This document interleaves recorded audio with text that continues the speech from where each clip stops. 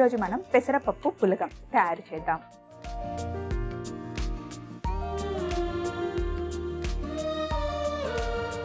పెసరపప్పు పులగంకి పెసరపప్పుని ఒక అరగంట ముందుగానే నానబెట్టుకోవాలి. మరి ఫస్ట్ స్టవ్ ఆన్ చేసి ఇందులో మనం నెయ్యి వేసుకోవాలి. తాలింపులో నెయ్యి,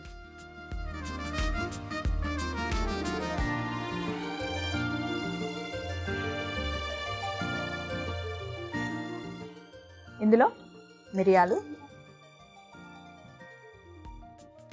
అలాగే సన్నగా తరిగిన అల్లం, జీడిపప్పు, ఇందులో ఎండుమిరపకాయలు, అలాగే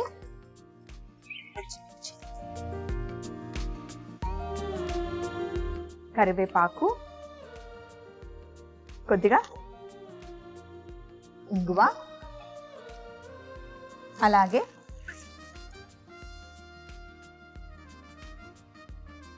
ఇందులో ముందుగా కడిగి పెట్టుకున్న పెసరపప్పు,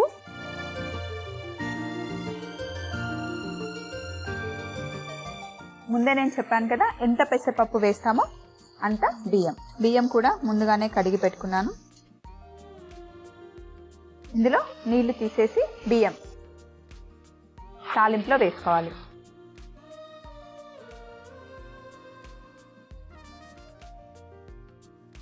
పెసరపప్పు వేసిన తర్వాత నెయ్యిలో కొంచెం మంచిగా పెసరపప్పు ఇంకా బియ్యం బాగా వేయించుకోవాలి. అలాగే ఇందులో ఉప్పు కూడా వేసుకుందాం. అయితే మనం తీసుకున్న బియ్యం పెసరపప్పుకి సరిపడా ఉప్పు ఇప్పుడే వేసేసుకోవాలి. ఒకసారి పెసరపప్పు ఇంకా బియ్యం చక్కగా వేగిన తర్వాత ఇందులో మనం అట్టెసరు నీళ్ళు, అంటే సరిపడా నీళ్ళు, బియ్యం పెసరపప్పు మునిగే వరకు నీళ్లు వేసుకోవాలి.